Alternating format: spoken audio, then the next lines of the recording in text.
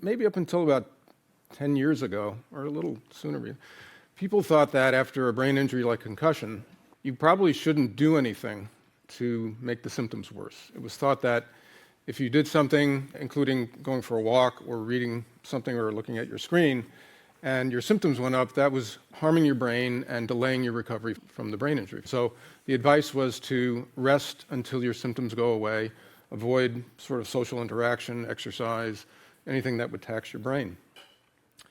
And that works for some people who are going to recover naturally anyway within a week or two. But there's a pretty significant minority, about 30% of people who get a concussion, who don't recover spontaneously. And working at the University of Buffalo with my mentor, who's a Canadian, Dr. Barry Willer, we took the model from cardiovascular rehabilitation and applied it to the brain and decided to test people's symptom exacerbation on a treadmill and then give them a heart rate below that, where they got their symptoms went up, and use that to rehabilitate them. And lo and behold, that worked.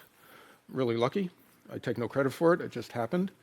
But what that's done is change sort of the paradigm of how we manage concussion now. So instead of telling people not to do anything, we tell them to start doing things right away, but in a controlled way. If you think about the blood vessels to your heart and to your brain, they're basically the same vessels. So anything that's good for your blood vessels, like aerobic exercise, is good for your heart and for your brain. So brain health really is cardiovascular health in general. Now, I don't mean for people who aren't athletes that they have to become athletes after a concussion to get the benefit. If they just get up and start walking around and go outside, go for a walk on a treadmill, very light things initially. And you don't want your symptoms to go up too much, that's not good, but a little bit's okay. That's been one of the revelations of the research, is that it may be that your symptoms have to go up a little bit for your brain to recover faster. I use the analogy, if you sprain your knee and you go to a physical therapist, it hurts to move it, but you have to move it to heal it. And it's the same with the brain.